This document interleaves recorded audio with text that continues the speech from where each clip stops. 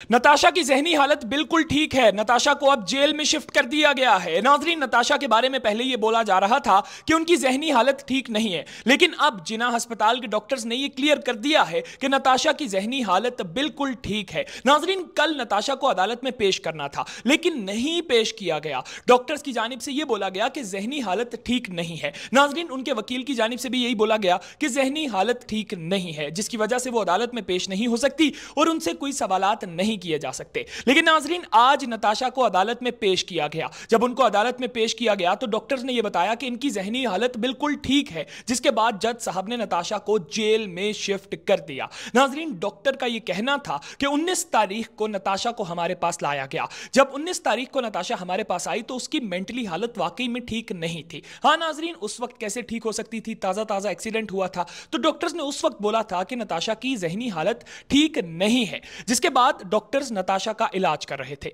नाज़रीन, डॉक्टर्स ने नताशा के घर वालों को बोला था कि अगर आप कह रहे हैं कि नताशा की ज़हनी हालत ठीक नहीं है तो हमें कोई मेडिकल रिपोर्ट दिखाएं, मेडिकल रिकॉर्ड दिखाएं कि पहले आप लोग नताशा का कहां से इलाज कराते रहे हैं, इसको क्या बीमारी है ज़हनी। तो नाज़रीन, नताशा के घर वाले कोई भी मेडिकल रिपोर्ट डॉक्टर्स को ना दिखा सके, जिसके बाद डॉक्टर्स की जानिब से नताशा को बिल्कुल ठीक करार दे दिया गया है। आज पेशी थी, अदालत आई और अदालत से फिर अब जेल शिफ्ट कर दिया गया है। तो नाज़रीन, एक बीच में जो ये एक्सक्यूज आ रहा था ना कि नताशा ज़हनी बीमार है, नताशा को छोड़ दिया जाएगा, आमना और आमना के वालिद साहब को इंसाफ नहीं मिलेगा, नाज़रीन अब ये चीज खत्म हो गई है, क्योंकि डॉक्टर्स ने नताशा को ज़हनी तौर पर बिल्कुल फिट करार दे दिया है।